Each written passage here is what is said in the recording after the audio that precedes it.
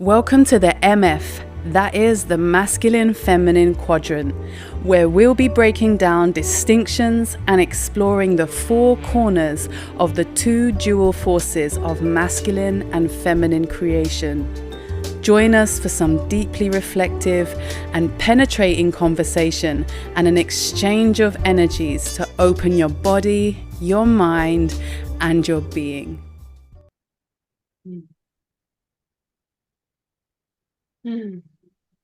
Ashe. Ashe. Ashe.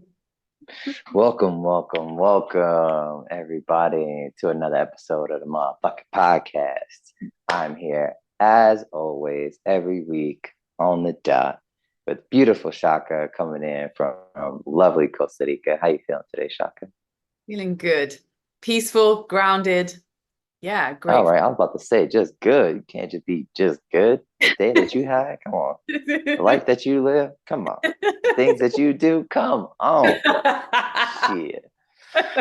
I am based here in lovely Colombia. It's freezing on top of this wonderful mountain, but yet it is fantastic. And this is kind of one of those things. Just me coming from New York in the brick ass cold, as we would call it, being here on the top of a mountain near the equator is completely different for me, but it's still viable for me to adapt to this, even though it's been terrifyingly cold. I found myself kind of being in these places and this like cadence of just really adapting to it, like seeing the cold, feeling it come in, but still ignoring the fact that I'm not going to put a sweater on because I got this, And I think even in this time, it's like finding myself with these thoughts of saying like, okay, I've been through worse. I remember walking down 43rd Street and you turn the corner and the wind smacking you in your face and you look and you turn around, you think somebody want to fight you because you thought it was like somebody and it's disrespectful. And then you're like, oh, damn, like it's just the wind.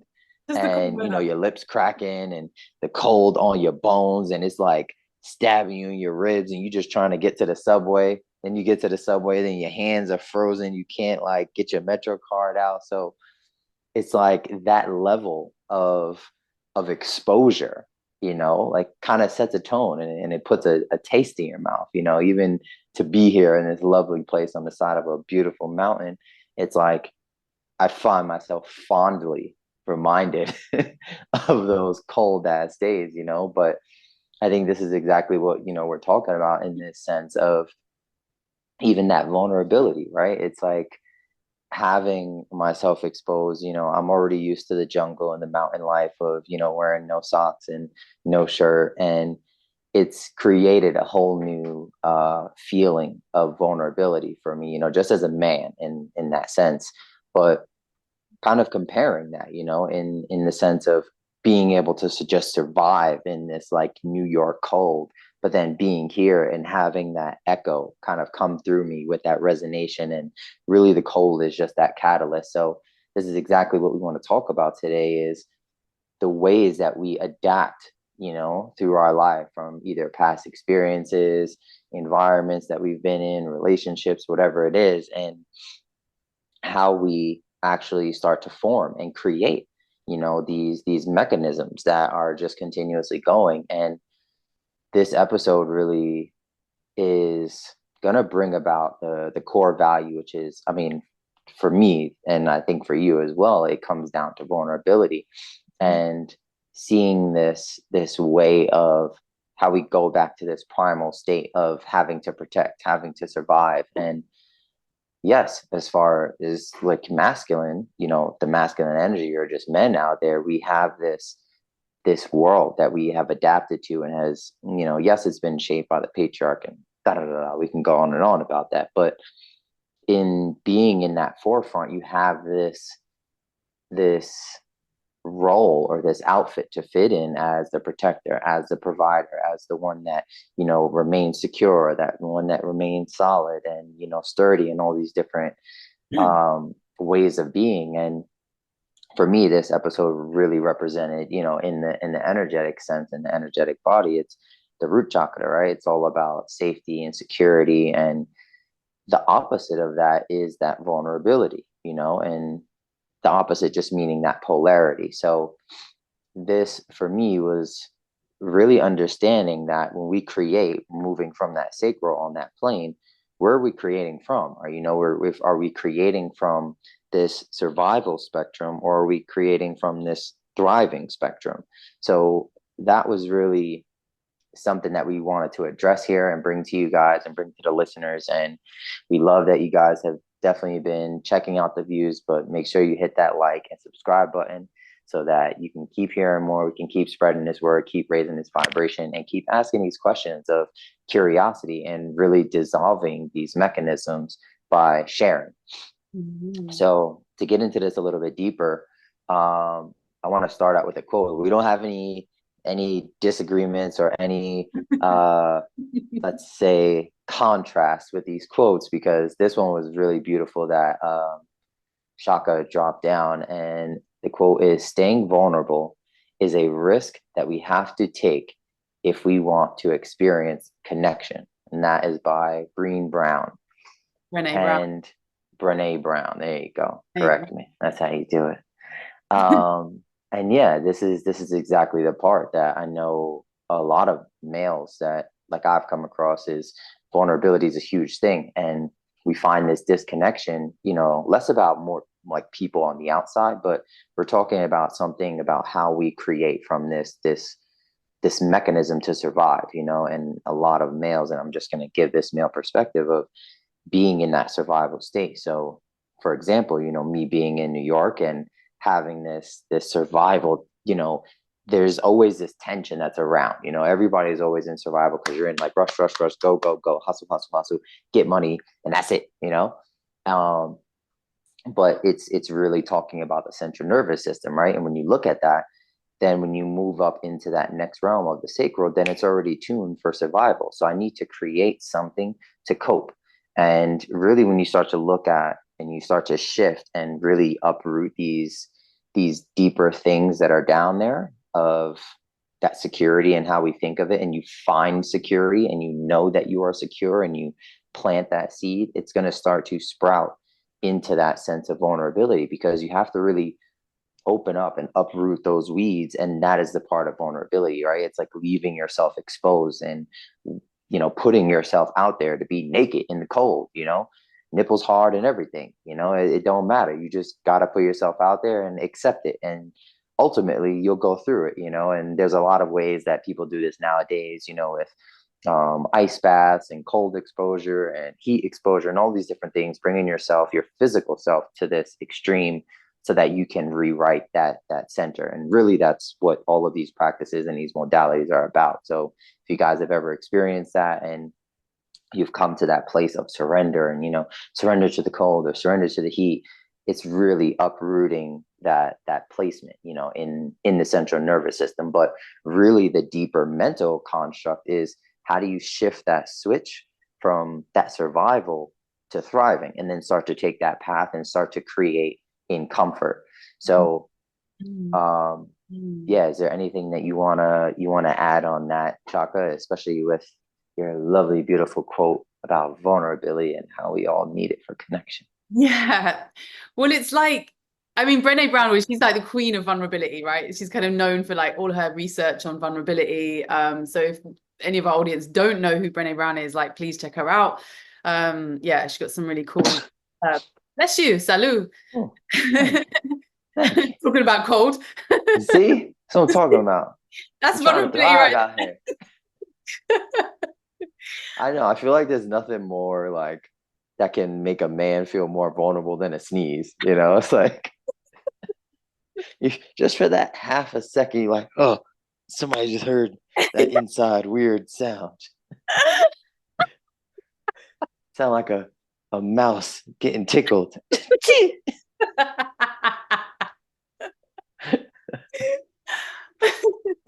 I do know some guys that have disrespectful sneezes though, but we're not going to go there. Yeah, it's always good to have a tissue on hand just in case.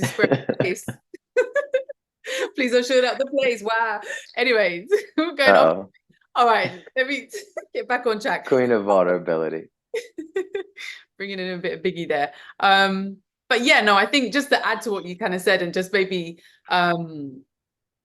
yeah, just kind of, yeah, just build on that really, which is that, you know, these are things that we learn usually early in life. It's usually to do with our environment, like where we grew up in, like the relationships, our early formative relationships, and we're learning in that childhood. We're learning about the world, and then we learn our place in the world through that environment and through these relationships, and then that plays out through adult life. And obviously, depending on that environment, depending on those relationships, we can develop really unhealthy ways to keep ourselves safe. And they're not unhealthy in many ways. They're adaptive. They're normal. They're understandable in the circumstances. You know, we have to find ways to survive emotionally, usually more than any way. But this might be an adaptive strategy to keep yourself actually like physically safe. So then when we come into the relational space, when what's required is vulnerability in order to connect, when we've learned these ways of being, it can be very difficult to start to find other ways to relate. So yeah, I think this is beautiful, because I think this episode, you know, where we're coming from is looking at like how these adaptive strategies are created, and then how we can actually, like, some of the tools that we can use to actually, you know, from a place of awareness, actually start to change some of those patterns and be able to let down our guard, allow ourselves to be vulnerable, and build stronger, healthier relationships, because relationships require it. And so if we want to be in relation, these are some of the really, really important, this is some of the really, really important healing work that we have to do. Absolutely. Yeah. Yeah, I fully agree with that. And I think that's exactly the beautiful part of it, like you said, that we learn them through relationships.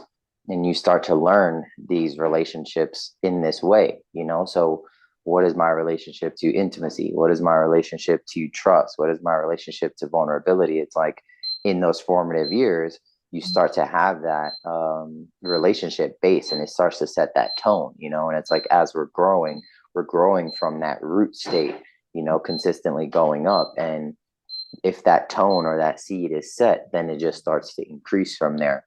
So yeah, this is really where we want to, you know, start off this question of, you know, in that root, you know, that state of security, are you being adaptive out of insecurity? And what are those mechanisms that have developed from there? You know, because a mechanism is really just something that you put in place. Like you said, you know, we have this protective way, and you know, it's just because I want to survive, you know. And if you didn't feel safety, or if that relationship, maybe your trust was broken, or this intimacy was violated, or this vulnerability, you experienced hurt or pain, it's like these things, your body's going to naturally do it, you know. It's going to naturally go into this state of protection, because your body's a survivor, your central nervous system is a survivor, your brain's a survivor. So it's just doing what it naturally has to do, you know, and can do, and well, it knows what to do.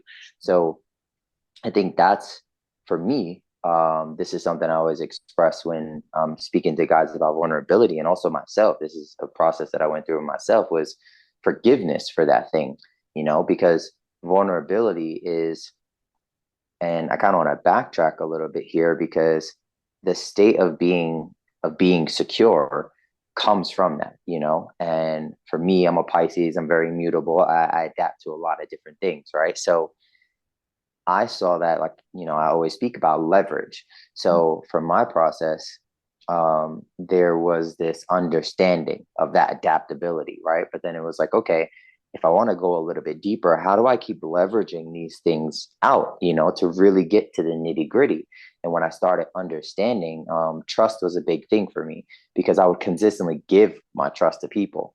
I'm very trusting. Like, I always used to get robbed when I was little. Like, they would steal my bike out on the block, and you know, I would like tell someone like, "Oh yeah, yeah, they're gonna do the same thing that I would do because I'm a good person. They're a good person." It's like, yeah, no, you know. And for me, I've always chosen not to let that taint me, but I've learned to like build healthy boundaries around that. So in that process of understanding this mechanism, right? Like my coping mechanism under that was blinding optimism. You know, it wasn't that I was too trusting, you know, because from my past, I am a trustworthy person. I'm a trustful person. So if I wanted to preserve that rather than protect it and go into this state, but I need to protect my trust, I knew I didn't want that. I didn't want to go on guard. So it was like, okay, what mechanism is here? And I started to ask these questions, you know, in meditations, and also just like, okay, I must not be tripping because like I keep being trustworthy. I know that's a good thing to do. Why is everything else out there like continuously doing the same thing? So um what I started to do is like, you know, ask other guys and ask myself and like observe. And it really came down to what trust is.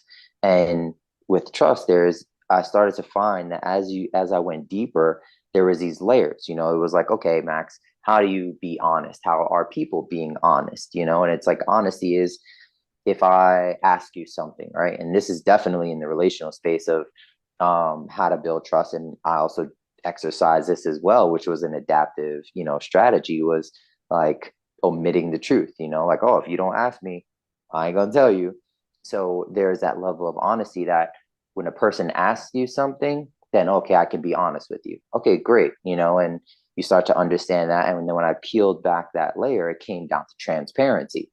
Like if a person or, you know, a woman I was dating would say, hey, you know, Max, I kind of noticed this. And like if a person sees something but doesn't really know and they kind of ask, then it's up to me. I have this ability or this opportunity to be transparent. Mm-hmm. And then when I went a little bit further than that, it was like, okay, when you take out the people and asking you, and maybe this person doesn't see anything, what more can I give? Can I give more? And this is the part where men especially start to feel insecure because now I have to take off all of that armor. I have to be showing up, like I said, you know, like fully naked and fully exposed. And this is the part where you offer information that nobody asked for. Nobody asked for it. Nobody saw it. You just offer it willingly because this is me exposing myself and this is me giving without any expectation, without anything like being warranted. And I feel like that is the part where we start to go into that root and really pull that weed up and say, okay, I can trust, because through that lens of vulnerability, you start to plant a new seed of trust. And this is what starts to grow out of that comfort Mm. for me. Yeah, no, absolutely. I think there's something to be said about trust building. It's incredibly important.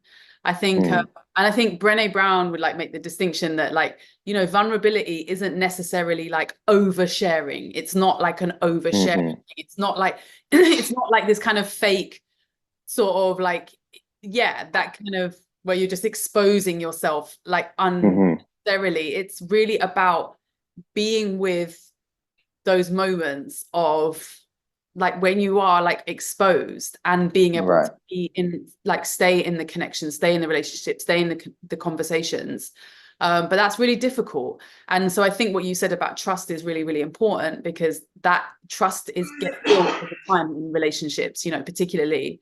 And I think there's something to be said about trusting yourself as well, and like kind of trusting your own judgment. And then that becomes a boundary setting rather than, like you said, you're not necessarily just blind optimism. Yeah, like trust is about trusting myself and trusting everyone. Well, no, not everyone is trustworthy. So you have to lay the boundaries, but also trust yourself that you have the tools to create appropriate judgments of like the kinds of relationships that you know you want to like bring.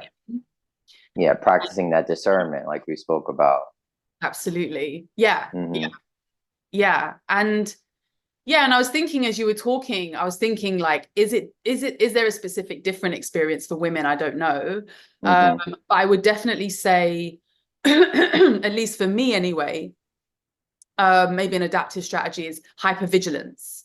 Like, like looking, like I'm like looking for a fluctuation, looking for a change in tone, looking for, is that person mad at me now? Is that like, do you know what I mean? Like it's a real and I think that's, I don't know if that's a, I'm not necessarily say that's a universal female experience, but I wonder if there's something in that, because like you kind of talking about the masculine experience of being the protector, it's almost like the onus lands with you, and then as a woman you are needing to be protected. So there's something about assessing your environment, constantly looking for like, am I safe, like, is this dangerous for me? It's going to be dangerous for me to be here. And I think that comes into like reading people, like is that there's a slight change in it, that means someone like so you're just constantly having to just subtly constantly assess. I think I've said this to you as well, like I came to Costa Rica and then have suddenly realized actually how much anxiety I have. I didn't realize how much, I mean, I knew that I was aware that I had some anxiety, but I was not aware how much anxiety I was carrying just as a normal, my everyday. And I realized it, like you said, like London's very similar to New York in the sense that it's, high, fast paced, everyone's about their money, there's somewhere to go. They're not, no one cares, no one's interested. We got somewhere to go. And like literally the whole place is like that, just bam, bam, bam. And there's always something to do. And it just like constantly on, basically. You never ever like, so now here I am in the Caribbean, and I'm like, oh wow, so this is an adjustment. I am adjusting, I'm readjusting to try and calm my nervous system that is so used to being like this, now just like kind of allowing it to like move into this different pace. And and I think like what you said, just to finish up on like kind of what you were talking about, how this kind of shows up in relationships, on the other side, and I think this is really, really important, what you said about like the masculine kind of having that power to allay worry, allay fear, be transparent, be like really open. This creates a sense of safety for the feminine. And then I think there's something really, because I think there is something about hypervigilance, which is looking for danger, like looking for it. Wow. Yeah, so it's kind of like that's the kind of, that's the other side of it, right? But that is the creating, right? It's like when I'm hyper vigilant, I'm looking for this thing and I end up creating it. Yes. Yeah. And the same thing for men as well. You have this latent power that's deep, under the shield and under the armor that you put on, but also there's this insecurity of having the armor on, because I'm always out there. I have to do this. I'm always protecting. I'm always doing this. And it's like, well, can you actually do those things without it? Yes. And again, it comes down to exactly the same thing of being able to trust yourself, discern, and engage in those spaces and relationships that allow you to feel safe, so that you can let that guard down. And then you can have like rich, meaningful connection. I think that was a beautiful thing that you said too, is like how I formed it. There was this sense of discernment, but the way that you were saying is like this hypervigilance. There was like this assessing of people, and then you have like the same tool or higher faculty of like discernment, but also like judgment of seeing like, oh, is this person trustworthy, or can I be safe around this person, or am I safe? And then there's this other thing of like, oh, can I actually trust somebody with this vulnerability that I'm about to give them? And we have this tool, and like, for me, that's where I had saw, okay, there is that discernment, and you can use that, you can utilize that as a leverage point, to make it work for you. And this is like a sense of like reclaiming your power, and seeing the power that's under that full process to step into that vulnerability. But ultimately, it's to replant whatever you want to plant in that security. And exactly what you were talking about with that closeness, it's the way I see it, I always see it as like a farmer, right? And if I'm planting seeds within me, your thoughts are seeds, and I believe that I get them from wherever I get them, and then I allow them to be planted within me. But there's a certain level of intimacy as well, and this intimacy, is that closeness. It's, you have to be vulnerable, you have to be willing and humble enough to be like, okay, can't make the seed, let me receive that. And there is this closeness that you have with that communication. And I think a lot of, like what you were saying, is I have a lot of female friends that speak about the same thing too, of having this sense of safety, right? And you ultimately have to have this hypervigilance, and sometimes it can show up as anxiety, sometimes it can show up as fear, sometimes it can show up as depression, all of these different things, or even like the excess, you know, going into the masculine and like overdoing and overdoing and overdoing. Then it's like, oh, you know, I can't get a man because I'm too this and too that, and like these niggas ain't shit because, you know, they can't protect me, or well, and it's like you end up doing that. So you end up creating that coping mechanism that's just consistently in play, when it's really coming down to the emotions that are flooding your system and that are ultimately like suffocating and compounding into that root that you have yet to like uproot, you know, and just really pull out those weeds. So we have these really like deep set emotions, you know, whether it comes from the uncomfortability, like, you know, we said, maybe that intimacy was, um, let's say, broken with, you know, rejection, or um, shame, or some type of guilt, or some type of pain, or some type of violation, whatever it may have been. This is the part where we go back into that space and plant something new and start to create. And you turn that sacral energy downwards and create something into that root. So this is kind of around that second question of, you know, what's been the approach or that strategy for that coping mechanism when these emotions start to come up, you know, like vulnerability, like shame, like anger and loss. So what are some of the experiences that you have had, just even maybe in that frame of like when you said you came to Costa Rica and you had this anxiety? It's like, how do you sift through those emotions and really use that reason to, you know, develop a strategy rather than just start creating a new coping mechanism in a beautiful, lovely, lush, tropical place? Absolutely, absolutely. I just wanted to just go over one last bit. Just add a little thing, because I think you kind of touched on it, and I just wanted to expand on it a bit more, and just to say that, like, you know, like you said, some of these patterns have been formed in relationships, right? And then when we're not aware of them, we can recreate those patterns in relationships. But actually also relationships are key to healing those, recreating new patterns. And that's a really difficult balance. So that's kind of why the Brene Brown quote was like so poignant, because she's like, it's a risk, you take the risk, you know, in order to recreate a different story.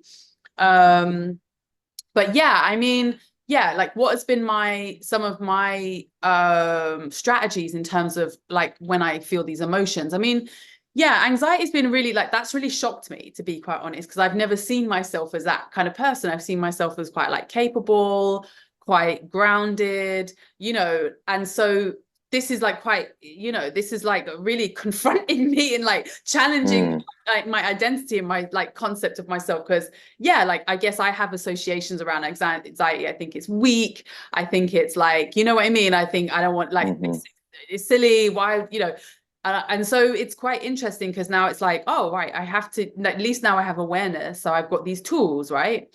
So I know that some of this is around, well, all of it is around base, you know, and nervous, and my nervous system, and like being in that place of trust. And then, and it's a bit like, I think, like I told you, like one of my strategies really is about really being in the emotion, like being with whatever, like what's coming up, because I feel like that's what always guides me towards some kind of solution, or some kind of awareness, or some kind of, or a feedback. My body often will give me feedback on what it is that I need. And so I think, but I always, whenever these kinds of feelings come up, even that like rejection, anger, you know, I think we've talked about these emotions, really difficult emotions, right? That you don't want to feel. And there can be even shame around feeling those emotions. Like I said, like for me, there's like even a little bit of shame of saying, I you know, like I've noticed that I'm a lot more anxious than I thought I was. And so I think there's something around like really being present and giving those emotions as much space to to tell me why they're here, basically, you know.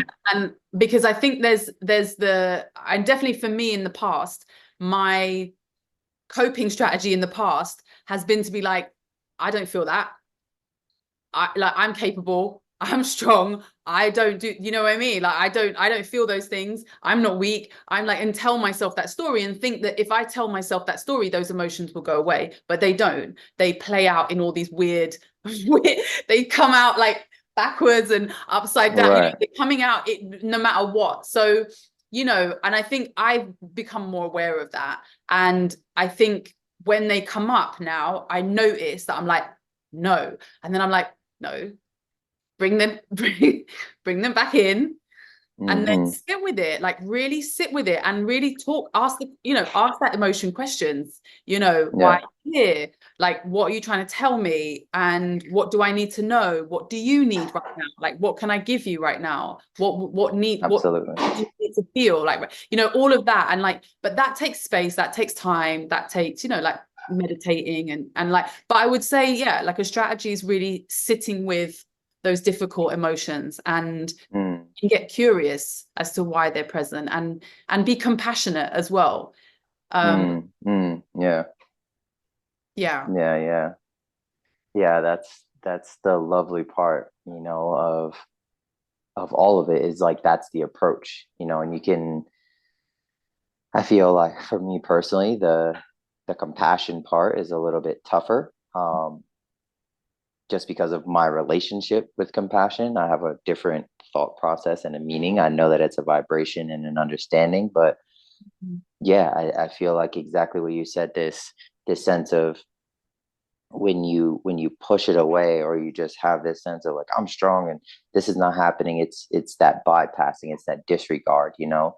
And then it just comes right back around, it pours right into the sacrum, and it goes, okay, we're going to create it in this way, we're going to create it in this next partner, we're going to create it, you know, when you walk into this store, we're going to create it when you do this. And that's where you start to create these things. And I feel like that's the shift too, is sometimes, you know, I'm a big believer in dissolving labels. I think labels limit you. I don't think anybody is self-sabotager. I don't think anybody's a narcissist. I don't think anybody's a gaslighter. All these things, it's a box, yes, to identify something, great. And then toss that shit, dissolve it. You know, you're no longer that, because you've seen it, you've acknowledged it. And I think that's the part where you said to sit with it. I think some people sit in it, you know, and they keep identifying as it. Yeah. And this is something that I've spoken about before with this identity thing, you know, and you let that energy come up into the solar plexus, then it's the identity of the thing that you've created that's deeply rooted here in your root. And for me, the approach has always been like acceptance, you know, because of that blinding optimism, you know, that blinding optimism was there. It's just like, oh, everybody's great. Everybody's fantastic. They're just like you, Max. And it's like, no. So there came this era of like acceptance, you know, and that became my approach to developing strategies. Was like, okay, if, you know, this person stole your bike, and you know, it's like, okay, can you accept that they're a thief? And okay, cool. Then I started to learn how to deal with these emotions that come in of like, you know, revenge or like loss or betrayal. And it was like, okay, I can feel this come in, see it and accept it, and, you know, take that blinding optimism lens and not lose it, and not like shun my nature, and say, okay, how can I use this blinding optimism to be like, maybe they meant good, but also they did this, so this is how this needs to be treated, and I'm going to send that back out into the world. And then that was my strategy for kind of navigating around those things, so that I didn't become tainted, you know. And I felt like really coming from that approach. And this is also something I see with a lot of men. Like, once something happens, it's like, nope. And what you start to realize is that when you do that, you're literally closing not only like the world off, or like these, and I wouldn't even say closing, in a way, you're almost like severing these channels that you've connected with, and you ultimately create this opposing like disconnection and this disembodiment from the intimacy. So now it's more difficult for intimacy to come in. It's more difficult for harmony to come in. It's more difficult for trust and vulnerability and all these things to come in, because that door hasn't just been shut, it's been severed, it's been chained, and it's like, nope, no more, and it's because that emotion of betrayal like hit you, or that emotion of loss or grief or whatever it was hit you, and then you're just like, no, like it penetrated my shield, now I got to shield up even more, you put more armor on. And we have this tendency to do that. And it's that strength mentality of, I'm the warrior, and I can put on more armor because I'm strong, when it's like, where's the liberation? Where's the liberation from the armor to take that off and like make that your strategy?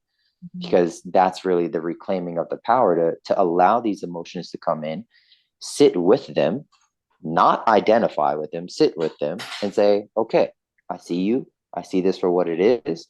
Let me take this strategy and say, okay, you know what, I am strong, I'm strong enough to hold you and also to let you go, because I know what's on the other side of this is going to come and it's going to nourish me. It's going to heal the wounds. And, there's that famous Rumi quote of, the light enters you where the wound is, and this is that essence of what vulnerability is, and it's allowing that love to come back and that life to touch you, and yeah, I feel like for me, this has always been just the approach that I've had. And yes, like you said, with meditation that comes, you can build strategies.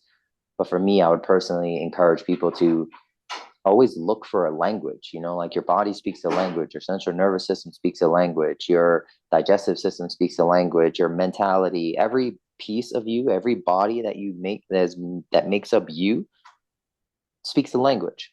And once you learn that and embrace it, you start to make it work for you, and you allow these things to come in and you leverage, because you're aware of it now. I'm aware that, when my grandmother died, I felt like, I was alone in the world, and because she was my only person, so just by giving those things acknowledgement and making them aware, you can start to release this pressure that starts to ultimately come down on you, whether it be from armor, with men, or like you said, this anxiety of even you shifting environments and going to a whole new space and still feeling that same resonance, So I think that's a really important thing, to step into our power, and by asking those questions, to release those little valves that we've kind of just tightened around us, or maybe experiences or situations in our life have just really compounded us within. And that's what we've ultimately created. We've created more pressure because we just feel like I just want safety. I want comfort. I want, these great things, but what is the quality of that comfort, Yeah. And ironically, like, you end up not creating that, because you end up recreating situations that, because they end up playing out like that. And and I think there's like, kind of what you were saying about like being in the emotions. I think that's absolutely right, to not sit with them. But I do think you're absolutely right. It's like you're learning your body's language of how it speaks to you, and ask those questions. And also noticing those patterns as well, because like sometimes, like things happen, like think about all the things that happen in the day that don't bother you, and then think about all the things that do bother you, and then usually the things that really do bother you, there's a pattern there. It comes from somewhere. So like when like that feeling of like rejection, or for example, like where does the seed of that go to? Like where does it originate? Like when that thing hits so deep, and there is that desire to be like, oh, that feels awful, then where did that doesn't feel so bad, because that's a surface level feeling. It's not a surface level emotion. That's something that's seeded quite deep, like probably in childhood. but or even, I mean, some would say past life, even, but it's going, there's something in the past where that, Mm-hmm. where it has a resonance, where that's playing over and over and over again. And the situation can look different, the people can look different, the environment looks different, but it's the same quality of the emotion, and there will be a pattern. And I think I have definitely got better at noticing these patterns. I've got a friend, and she's incredible. Like, she's like, oh yeah, this thing that happened in childhood, and then like she knows, like she sees it play out, and I'm like, gosh, she's so good. She sees it even in different situations. Yeah. And I'm learning this because I'm like, that what's the pattern? I don't know. I can't never like put them all together. I'm like, anyway, so she kind of helps me with a little bit with that, and I'm getting better at it. But yeah, and then yeah, there was something else I was going to say. Now my mind's gone blank. I went on a little tangent. But anyway, Well, good. I'm good. definitely. It's because that was probably my psychic abilities. Because I was like, I want to ask you about that. Because with these deeper set emotions, right? Just you being a somatic coach and you being so in tune with the body, and that's really what somatics is, and learning that language. I also have a different different side of that, which is the different sense of the body, which is more kinesthetic practices and Mhm. releasing tension in that way. That I would necessarily say is like they can both go for either one, but I would want to ask you that is like in learning these somatic practices and like the somatic meditations and movements and things, do you feel like that has helped you not necessarily strategize, but navigate the emotions, but also some of your mechanisms that you have in place? 100%. But I also have to tell you, I mean, in yoga, like also your whole process is exposed on the mat. So however you come to your mat is how you come to life. So when you understand that, you start to see that. So basically, the whole practice becomes an opportunity to mirror back to you. Like so for example, how do you, when you can do something, like when you can do a pose really easily, what's the story you tell yourself? Like, what is that do you give yourself a pat on the back? You're like, oh, I wish someone could see that, because like, you know what I mean? Is there like a whole, Mm-hmm. and that tells you something about like, yeah, like how, approval and things like that. When you can't do something, what's your inner what are you telling yourself? What's the voice that you tell yourself? That's also something that will be showing up in your life. That's How so interesting. That I mean, because I mean, you're like a very avid like yoga practitioner, you're a teacher, like yoga is your life. Um, and like for me, I don't know if maybe it's just my perspective of like what I see the asana as and like the movements, because I never think any of that when I'm on the mat. I have no idea if I'm doing it right. I have no idea if I'm doing it wrong. I'm just like, stay with your breath. Like any and I mean, I've taken your, like the Ashtanga, and I think I don't know, like maybe that is the approach. Is like I had like full trust in like the teacher, like you. I was like, oh, if I'm doing it wrong, she's gonna tell me. If I'm doing it right, then I'm just gonna keep going. And yeah, maybe, yeah, I guess that is kind of like how I live my life too. Hmm. mm. Yeah, thank you for that. But it gets deeper. There's layers to it. So that's like, Yeah, that might be like, the more and more and more you practice, the more you'll notice, the more that will come up, and the more that will, present itself to you. It's all there on the mat. Like you can tell so much about our energy, our how we show up in the world through how we show up on our mat. yeah. Like all there basically. And for me, the practice is about bringing awareness, but also connecting to something that's innate, that was like Mm-hmm. you know a priority, basically, like before any of this, before any of Mm-hmm. my experiences, my stories, my identity, before any of that, before all of that, there is an essence that is present, that is within me, and my practice is constantly trying to excavate, peel away, like, what I mean, like, and that's just, and and then I sometimes think like, oh, I'm doing that for the day before, like not even like I've got stuff that I need to clear for the day before, let alone from childhood, from previous life. So now you understand, like when we say like yoga is a lifetime practice. It's not, it's lifetimes. Even I could practice till the end of my life and I still may not clear this, you know, like it might take another lifetime and another lifetime because there's Well, so see, that's the part where I feel like, I mean, I get that. And I did feel like the question that I asked you was like, with the somatic practice and how's that allowed you to gain like a deeper insight to navigate. And I see that aspect of yoga, but ultimately that makes me feel like I'm going to be more anxious the next time I go to yoga, because I'm going to be like thinking, oh, I should be thinking about my generational trauma. I should be thinking about my childhood trauma and how am I showing it on a map? What am I saying right now? Wait, am I supposed to be in warrior or am I supposed to be in shavasana? I mean, I but don't know. the whole point But is when you are in the practice, you know, particularly with Ashtanga, with Tristana method, which is like so we have a place that we look, we breathe, then we have the posture. There really isn't much time for thinking in that. There really isn't much time to be conceptualizing the past.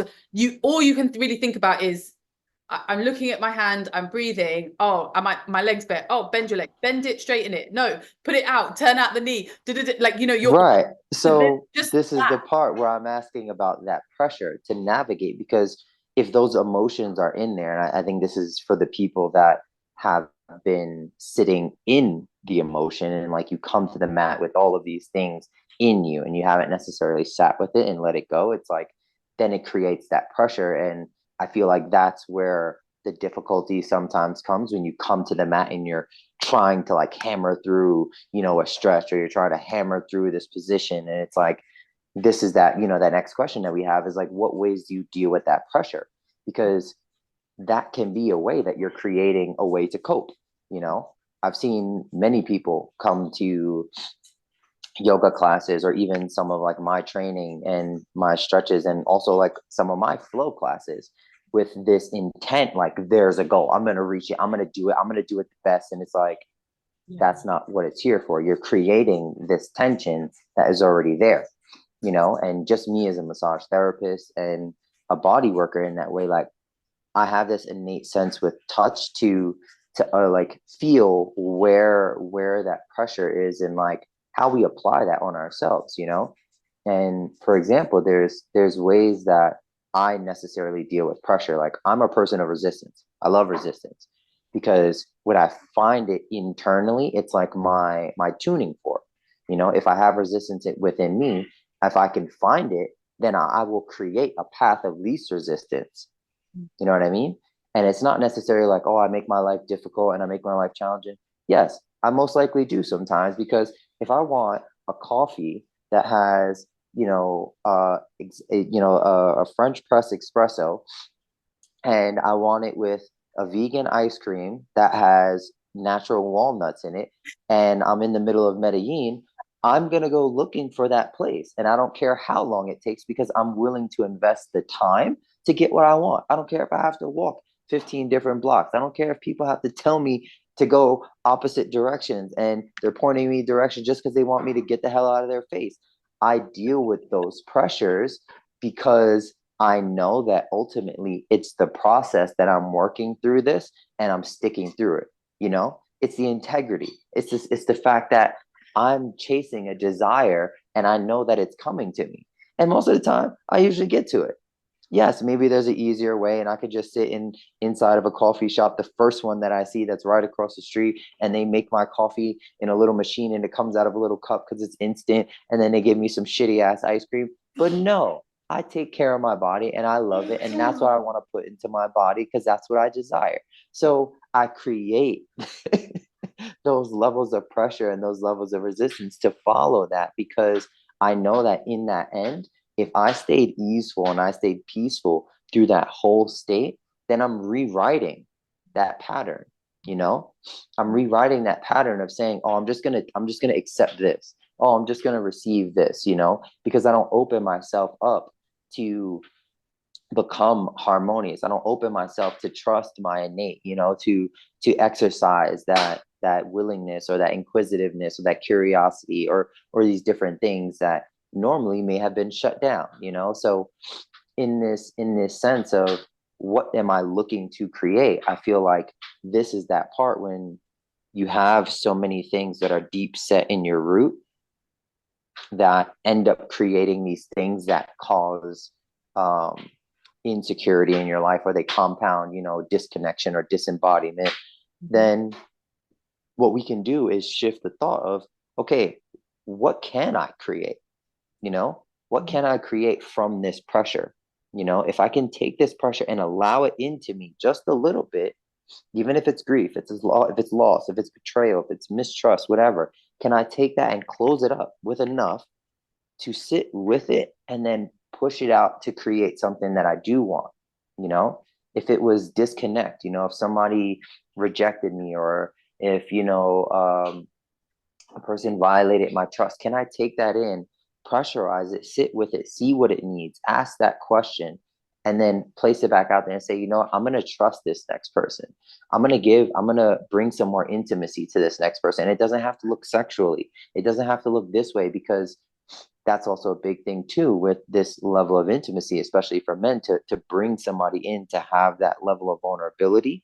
It's like, I have to expose that, and sometimes a lot of men think of this intimacy as like, oh, I gotta fuck her, or, oh, there has to be like some closeness to like sexuality. And that's the difference between sensuality. So there's these different ways that, and me as an alchemist, I believe in that.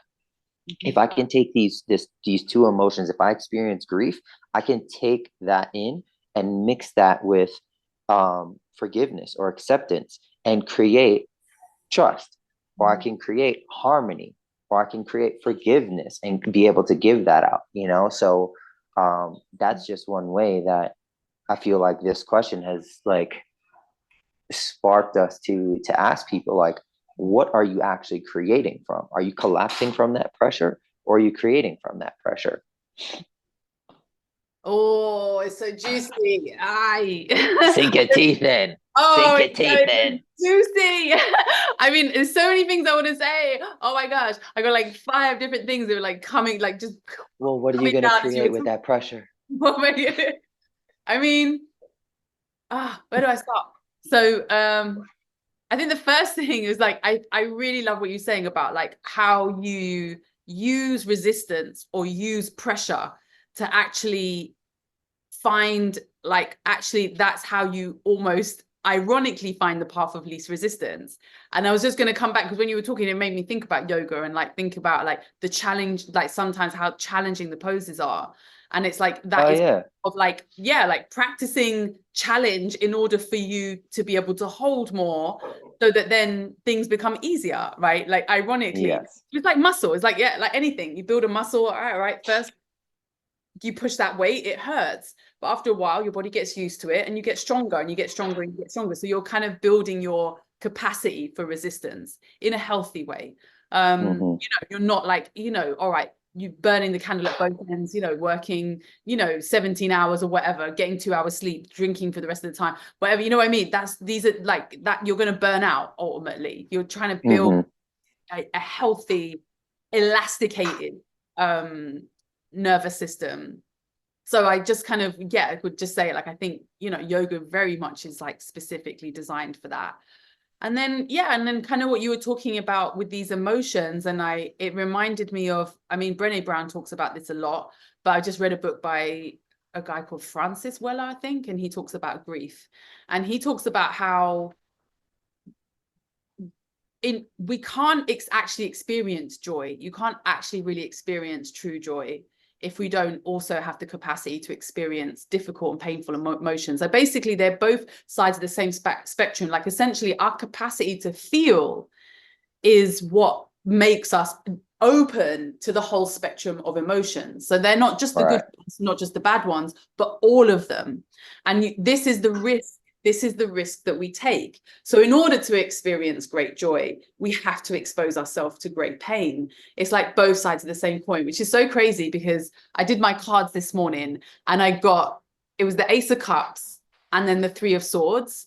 There was more to it than that, but those are that like a royal flush or something? Well, actually, I'd be interested. Any tarot readers watching, I'd be curious to know what, like, can it? And if you're a tarot reader, hit that subscribe button too right now. Absolutely. We want to know who's reading out there. And maybe I pull some cards one day, but it's really interesting. I mean, and everyone's different. So everyone's going to interpret that slightly. That's the beauty of the tarot, right? So we've all kind of got, everyone would have a slightly different way of reading it. But I think it was so interesting that I knew we were going to record this episode today, and how I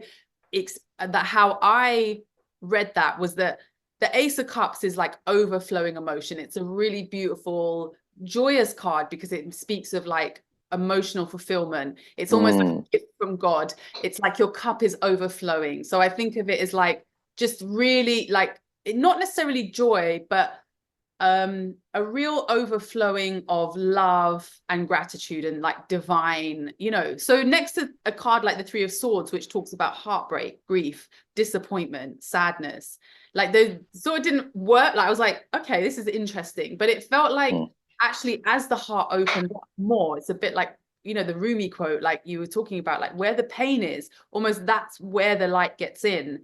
And almost actually, ironically, the more that you start to feel, the more that you start to open up, the more that you allow your heart to open, actually, this is when you're going to start to see more of the pain. And there's an irony there where where the temptation might be like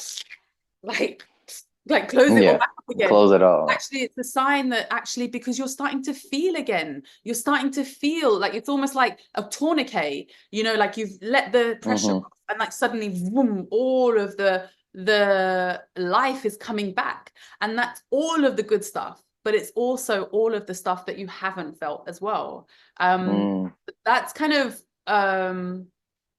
there's an irony there, that in order for us to experience that closeness, like you say, that closeness, connection, intimacy, we also have to expose ourselves to grief, pain. Right. So what would you say to somebody that is in that position? There is this pressure, like that we were talking about, of dealing with that pressure of that closed heart, when your body wants to create that coping mechanism of just closing up when you start to feel that. I would say, like, I guess is it Resmaa Menakem? He wrote a book, My Grandmother's Hands, and he talks about clean pain and dirty pain. So either way, if you're a human being and you're breathing and you're here, you're watching this, there is no getting away from the pain. There is. There is. Close up forever. Don't feel it.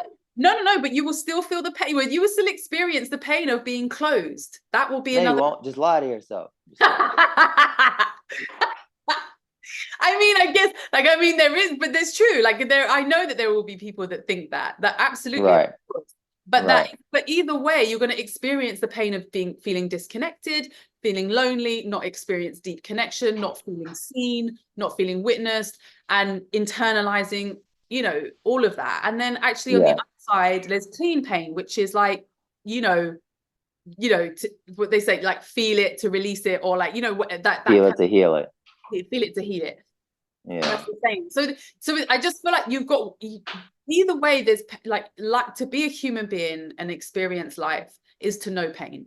It is to know grief. Like that is what we're living with, as well as these beautiful other experiences like joy and connection and laughter and happiness and friendship and love and all these beautiful things as well. Like it's all of it. Like we're here both, and like we have two ways of dealing with that. So I would say, like, although it's hard, the path of allowing your heart to open is the path of allowing life in, and this is so much more rewarding. And yes, all right, you feel all the pain, but there is so much more, I want to say, quality, depth, and meaning when you allow yourself to open.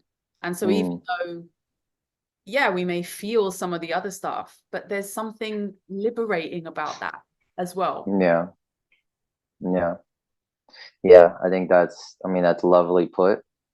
And I've had the opportunity, and I think the grace to have had experienced that, and have had this deep connection with those emotions, and to be able to bring them in. And I feel like even if there are any guys that are listening this far into this, and you're at that point of like, oh yeah, she's talking about open your heart, and like, yeah, sure, if I can just let it all in, like, yeah, yeah, sure, no problem. I'm not taking this shit off. It's like sometimes it can be difficult to look at that pressure, and to deal with that pressure, and to also understand. And I think that's one thing is we have to understand about coping mechanisms, right?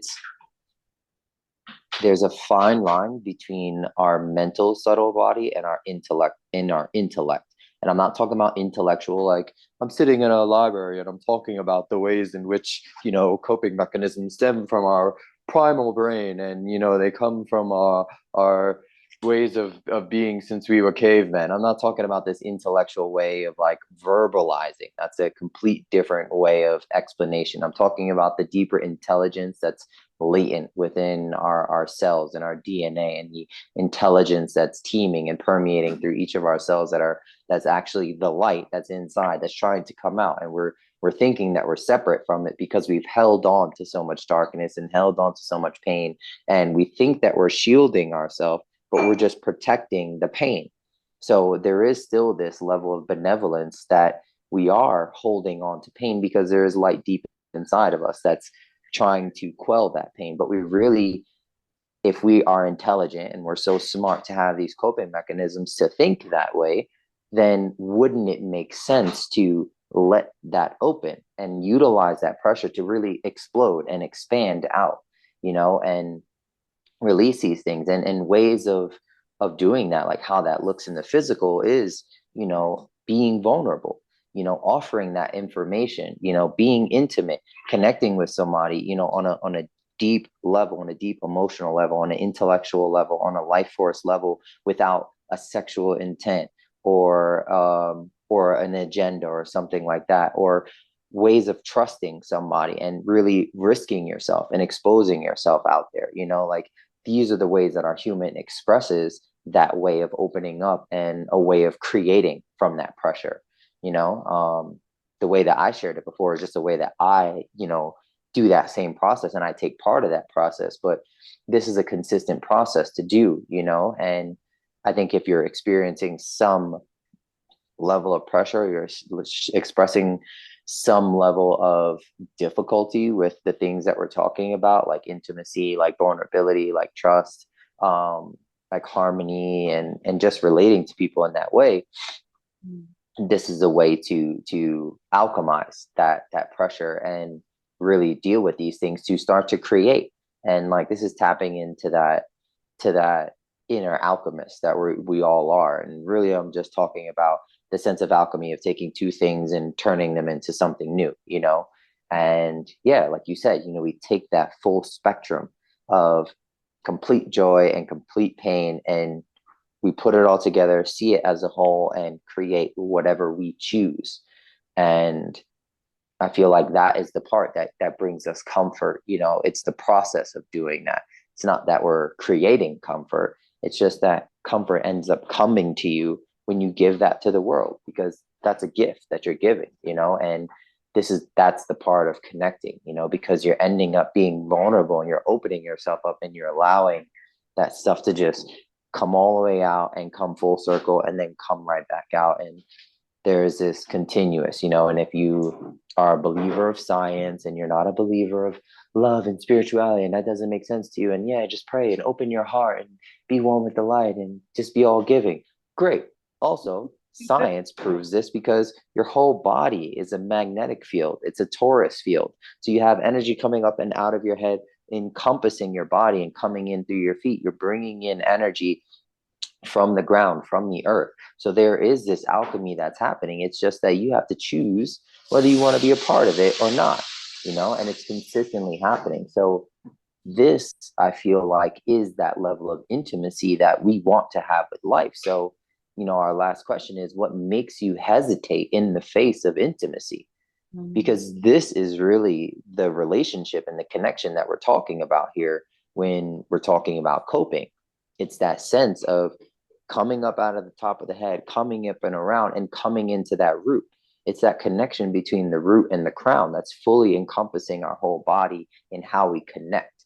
and how we connect that root, which is, you know, the earth, however you want to call it, to that crown, to that divinity that we are, you know, because that takes true intimacy, that takes true closeness without an intent, you know. There's this sense of such closeness that you can't help but to open up. You can't help but to be vulnerable. You can't help to feel exposed. You can't help to feel precious and just almost like fragile in a way. It's like, you know, it's that intimacy between life and death, you know, between birth and being an elder. You know, it's that fine line that's there, and we start to understand. And I don't know, like, this is something that I would speak into men, is in the sense of when you're born into this world and you start to, you know, have this persona of a warrior, and you're putting on all this armor, and you're the protector, and you're the provider, you're going through life, and you know, you get stabbed here and you're like, oh fuck, I gotta patch it up and put another shield on and keep putting a shield in. What we don't realize is that we start to walk this path of the warrior, and we start to distance ourselves from the womb, and we forget the sense that we were actually that vulnerable once. We learned vulnerability in that womb. We were protected by a woman in that womb, you know, in that embryo. We were just a zygote, you know, we were just fucking plasma, and we were so precious and so vulnerable and so trustworthy. And we trusted our mother, we trusted all of these things, and we relied and we were dependent. And as soon as you came into this world, we lost all of that. And you start to pile on these things and pile on that pressure and experience loss and anger and grief, and all of these questions that we just spoke about and we just worked through become the mechanism. It becomes the machine. And we start to come away from that intimacy, that when we hesitate, it's like, why? Why? There's, for me, I can say there was this level of hesitation for intimacy, of having that lack of understanding what the intimacy was.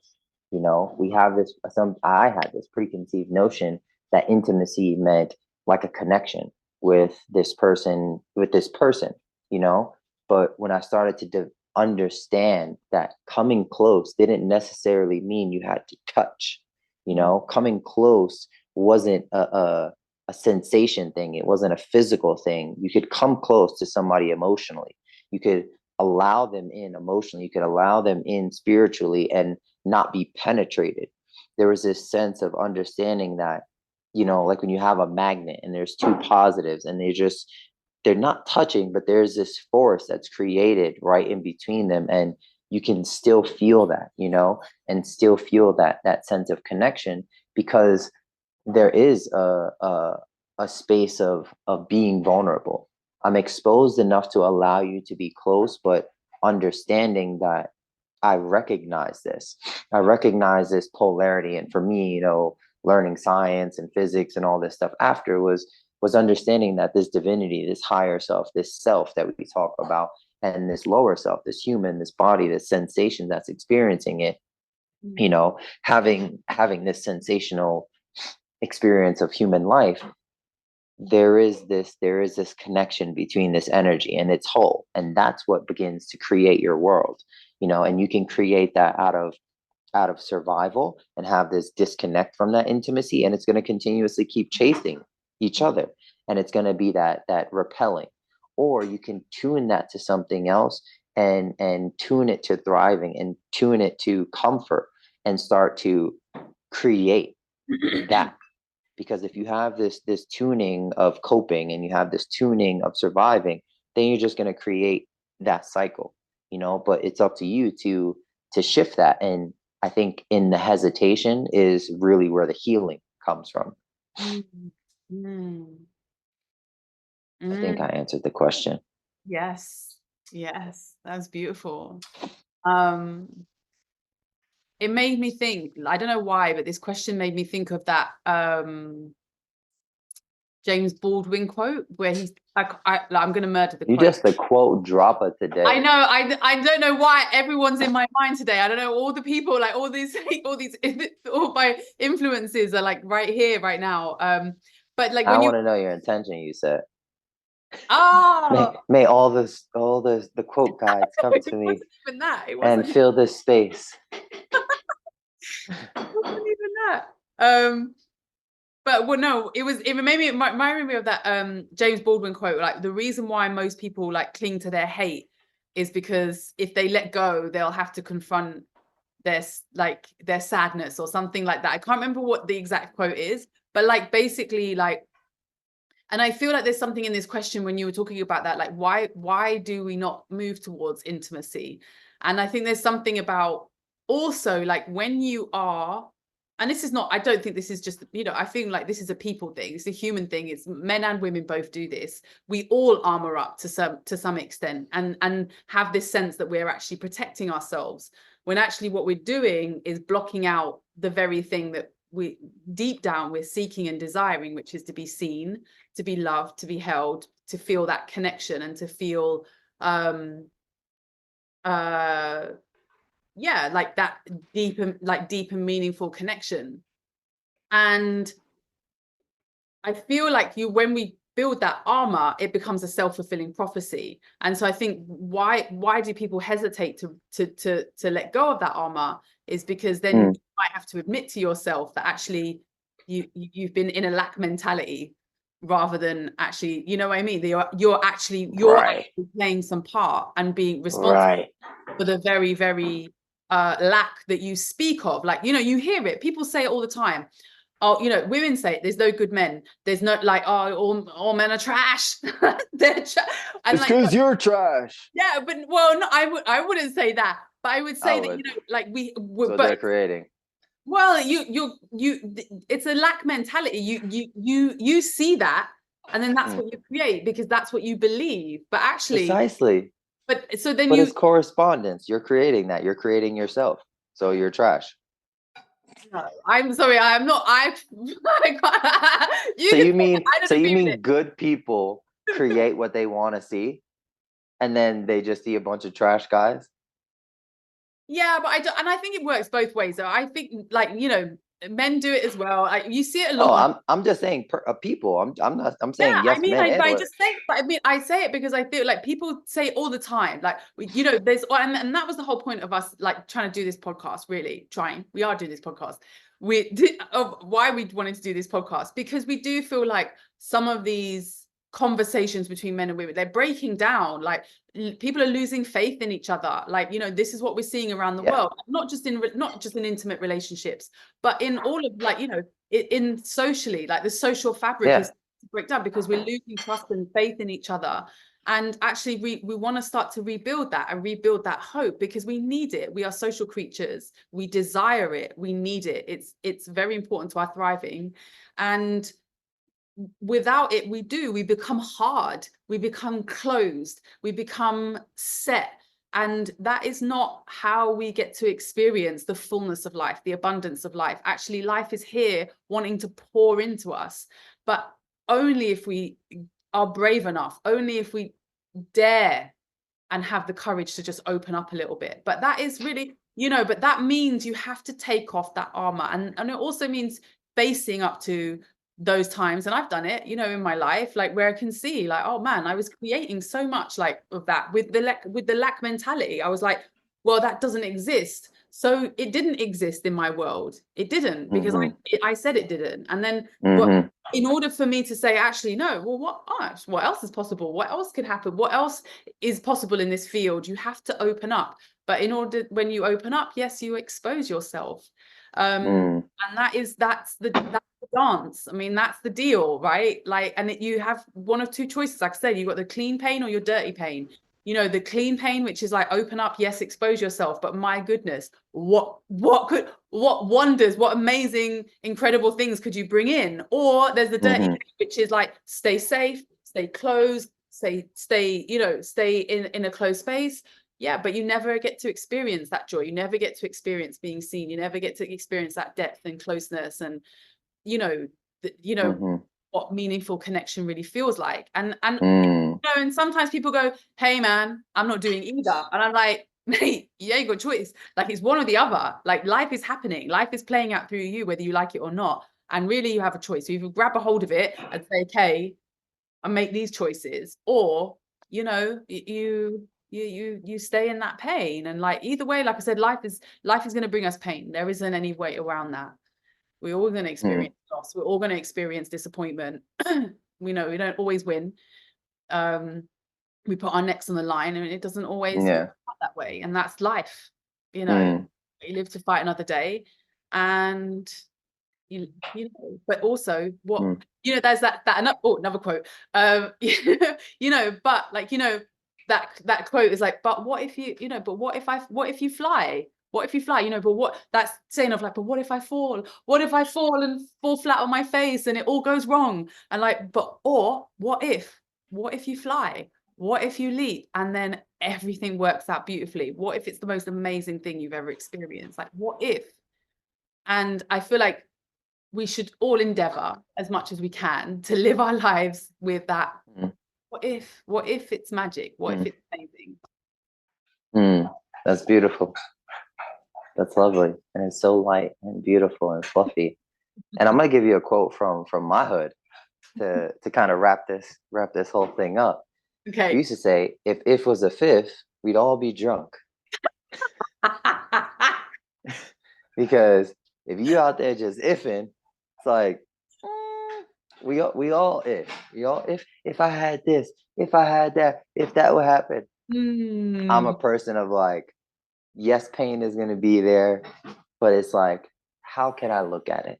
You know, just like the same thing for fear. It's like, who told you that feeling is that word? You can tell yourself, you know what? This is not fear. This is eagerness. This is excitement. You know, this is what it is. You can take pain and look at it and say, hey, you know what? This is not pain. This is love. It's not you lying to yourself. It's not you telling yourself it's an illusion. It's you looking at something and owning your power to say, I'm choosing what I'm creating with this energy. Because everything is energy. So when you feel that, also know that with that pain comes the power of creation, and you're not creating that coping, you know. And I feel like that's exactly what you were speaking about, is this sense of allowing yourself to open and be vulnerable, you know. And I think that's what really comes down to, is we have to understand and tell ourselves that I'm just trying to protect myself, and yes, my systems are trying to protect themselves, and this other system is also trying to protect that self. And if you can go through those systems and learn those languages and really start to unhinge that dilemma of really disconnecting from, whether it be intimacy, whether it be from trust, or whatever the case may be, you can start to bring that light into yourself and really connect to these more, let's say, open spaces of yourself, and start to really bring in less of the resistance and more of that thriving. Because this real dilemma is resistance that we create. It's out of fear, it's out of hesitation, it's out of hurt, it's out of pain. And by us holding on to that and and if this is a word, I hope it's a word, mechanicizing it or mechanizing it, we stop seeing that other side. You know, we stop seeing that other side of thriving. So I think a few things that, you know, we pointed out for just advice through that dilemma is, you know, one, it's like owning that power of figuring out the language of being able to open yourself and release into that pressure, you know. And then also two, like just being real with yourself and being true with yourself and saying, hey, you know what, actually this is me.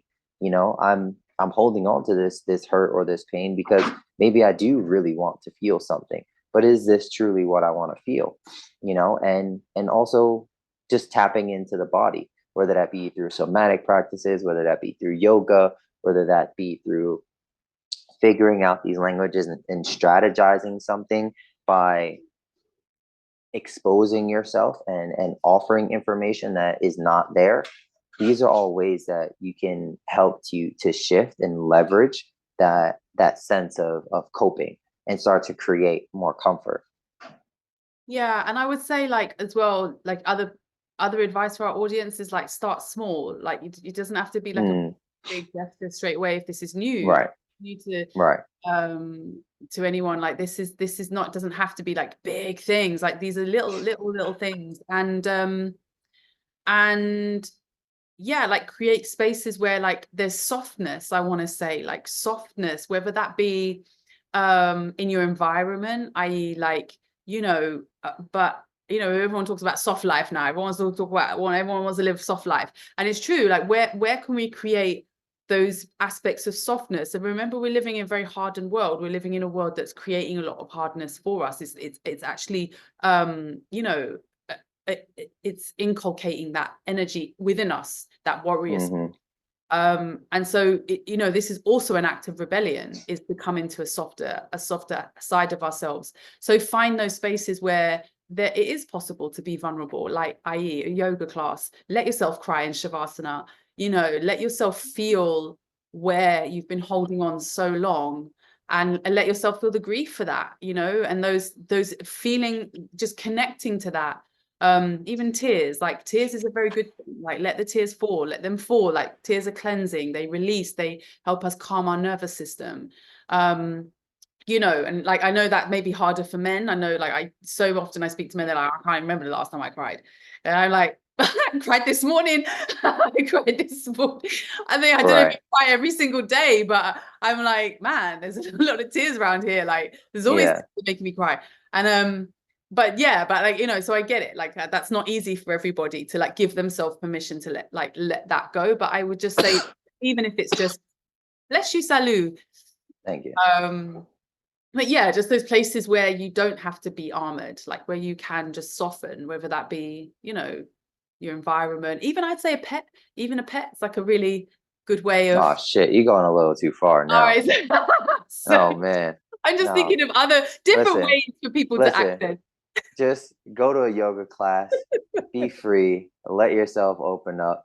And also, if you're a person that has that disconnection from your body, or disconnection with that intimacy or whatever, you can check out the link at the bottom. I'll put a link in there to a blog that I have about some cognitive behavior techniques. And it's a process that I went through. It's called SPA, and it's signaling, puncturing, and aligning. And this is something that can help to notice where you're actually doing these things if you're more of like a mental person. And then there's also a kinesthetic practice to get you in touch with the body in that way. So you don't have to just assume yourself a cat and be a cat mom or a cat dad and then start projecting onto your animal. There's nothing wrong with being a cat mom. I didn't say anything was wrong with it. See? Oh, why are you trying to protect? Triggered. But no, thank you guys for tuning in today, for listening all the way through to this. Thank you, Shaka, for bringing these lovely insights. Always, always, always a pleasure with you. Sending you so much love. We will catch you guys on the next episode. This one's going to be a really interesting one. I'm not going to drop it right now because I'm still processing it and seeing if I'm completely on board with it. But I think I'm okay with it. So thank you guys again for tuning. If you have viewed and you have been listening and watching and staying with us, make sure you hit that damn subscribe button. Check out next week on the motherfucking podcast. See you next time. Have a beautiful day. Thank Ciao. you. If you like this episode, please support the podcast and the channel by subscribing, liking, sharing, or donating. You will also find all of the show notes and questions in the description, along with important links and contact details. We look forward to seeing you next time here with us on this MF Quadrant.